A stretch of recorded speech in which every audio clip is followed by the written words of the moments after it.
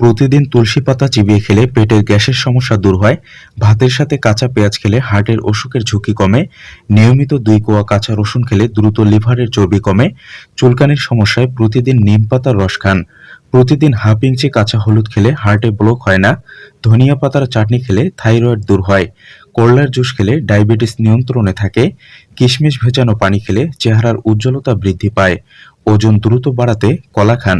শারীরিক শক্তি বৃদ্ধি করতে এলাচ খান। শরীরকে বিষমুক্ত রাখে যেসব খাবার: চিনি ছাড়া লেবুর শরবত, আদা দিয়ে হালকা গরম পানি, কাঁচা হলুদের রস, যে কোনো ধরনের তেতো খাবার, কাঁচা রসুন, গ্রিন টি, টাটকা ফলমূল। সকালে খালি পেটে কাজু বাদাম খেলে ক্যালসিয়ামের অভাব দূর হয়। প্রতিদিন ইউসুফগুলের ভুসি খেলে পেটের স্বাস্থ্য ভালো থাকে। মন ভালো রাখতে এবং ডিপ্রেশন দূর করতে দই খান।